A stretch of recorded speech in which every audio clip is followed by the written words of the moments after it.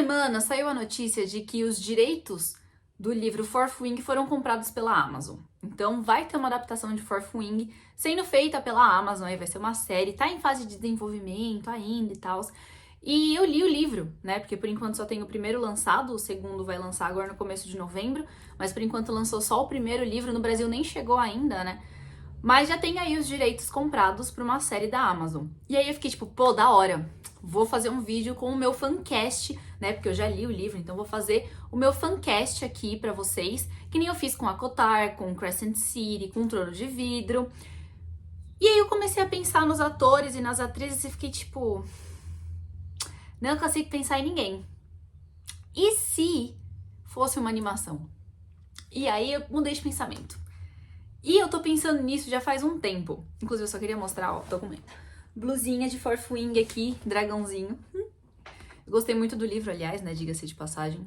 Mas, voltando, eu ando preferindo que os livros muito mais fantasia, né, tipo uma coisa mais high fantasy, alta fantasia mesmo, sejam adaptados em animação do que em live action. E por que isso? Eu venho pensando muito nisso por causa de Acotar, né? Acotar é que tá pra cá da estante, vocês não vão conseguir ver, mas aqui, ó, Trono de Vidro tá aqui, e aí tem Acotar e Crescent City pra lá também. Acotar foi um livro muito importante pra mim durante a pandemia, que foi o que me fez voltar a ler, né? Porque fazia anos que eu não lia, e aí foi pegar Acotar durante a pandemia que eu voltei a ler. Então, quando anunciaram a série de Acotar, eu fiquei tipo, caramba, que da hora! Vai ter adaptação de um livro que eu gostei muito, de um livro que foi importante aí pra essa virada de chavinha pra eu voltar a ler e tal. Então eu fiquei super empolgada. E aí começou a briga do fandom. O fandom de Acotar extremamente tóxico, inclusive. Como a maioria dos fandoms, né? Fandom é muito tóxico sempre. Mas começou a briga de tipo, ai, porque X atriz é gorda pra ser a Fairy. Ai, porque X ator é feio pra ser o Rhys. E fica nessa briga de, sabe? Tipo, ai, porque tem que ser fulano, tem que ser não sei quem. Ai, não, porque não sei o que lá. E você fica tipo, chega. Chega.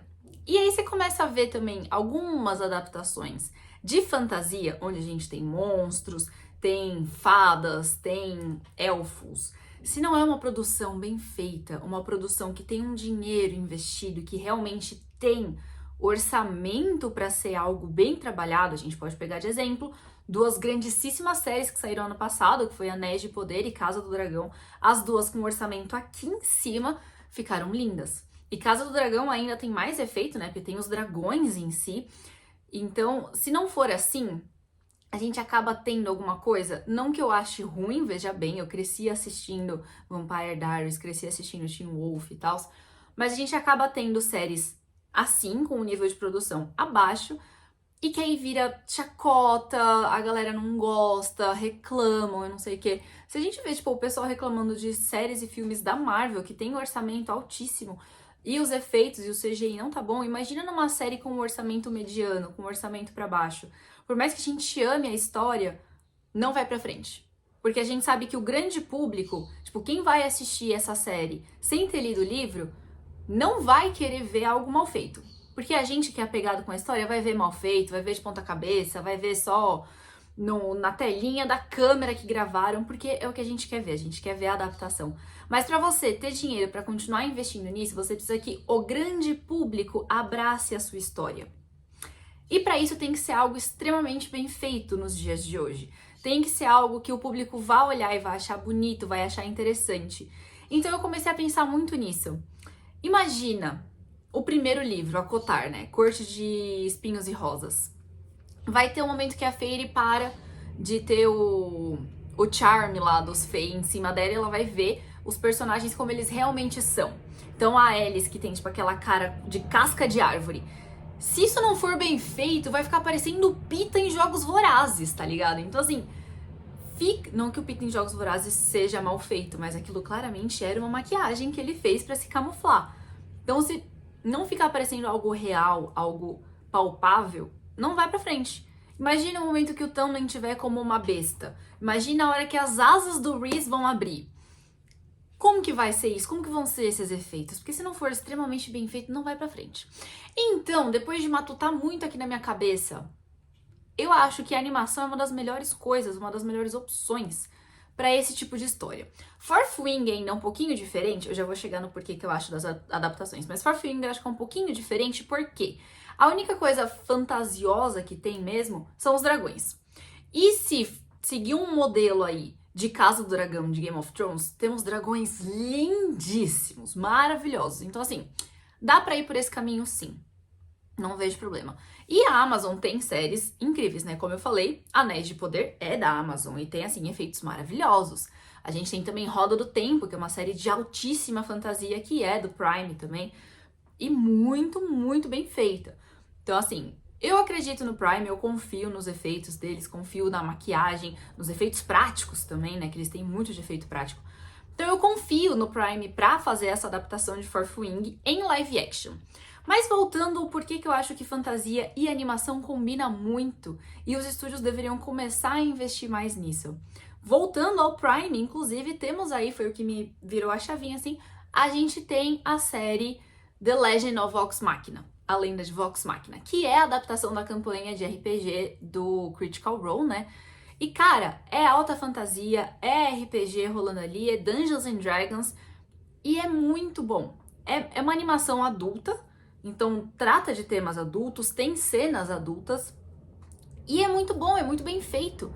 Não fica aquela coisa tipo, nossa, que esquisito, que efeito mais ou menos, porque é uma animação, sabe? Então já está animado. Na animação, eu acho que falaram isso de Aranha Verso. Eu vou ver se eu acho o tweet que eu vi sobre isso, porque é uma coisa muito real. Porque na animação, você pode fazer cenas malucas que na vida real nem o Tom Cruise consegue fazer, sabe? Tipo, o exemplo que eu vi desse tweet foi de Aranha Verso 2, quando o Miles está subindo a escada e se trocando e jogando teia pra todo lado, assim. Você não consegue fazer isso na vida real, nem que você queira muito. Nem o Taylor Lautner, na época de Crepúsculo, que ele fazia as próprias acrobacias como Jacob, conseguiria fazer uma cena dessa, sabe? Então a animação, ela abre muitas opções pra você ter essas cenas absurdas. Pegando Fourth Wing, todas as cenas de treino da Violet com o dragão dela, o Tarn. Não sei falar, gente, minha pronúncia é horrível, desculpa. Eu tentei aprender. Vi um vídeo hoje, inclusive, de uma moça que fala gaélico, tentando ensinar, eu não entendi. Mas todas as cenas de voo dela com o dragão, que ela tá em cima do dragão e aí ela cai, e aí o dragão pega ela e joga pra cima do torso dele de novo. Como que você vai fazer isso em live action? Vão ser cenas extremamente complicadas e que, se não forem bem feitas, pode ficar extremamente ruim. Extremamente mal feito, sabe? Tipo aquela queda da Helena no filme da Viúva Negra. Então isso que me assusta um pouco em live action quando a gente tá tratando de fantasia. Como eu disse, eu acho que o Prime tem muita capacidade de fazer uma série incrível de Fourth Wing. Confio demais neles. Mas ainda assim tem algumas cenas que na animação ficaria muito melhor. E aí, conversando com as minhas amigas, que também são leitoras, leram Trono de Vidro, Fourth Wing, Akotari e tudo mais, elas falaram, tá, mas e as cenas de sexo? E as cenas de hot? Porque todos esses livros que eu citei aqui tem algum momento que tem uma cena de sexo, uma cena mais hot mesmo. Como que a gente coloca isso na animação? É uma ótima pergunta, porque sexo em animação fica algo estranho, eu acho, pelo menos, mas não é algo impossível de se fazer. Sabe? Dá pra você fazer uma cena muito bem feita, uma cena bem trabalhada desse envolvimento entre duas pessoas. Dá pra fazer na animação. Não é impossível. Afinal de contas, isso já seria uma série adulta, né? Sem na animação, sem nem live action. Já ia ser algo adulto, pelo menos 16 mais. Então, assim, se você quer colocar a cena explícita de sexo, como é descrito nos livros, já vai ser mais 18, então. Acredito eu.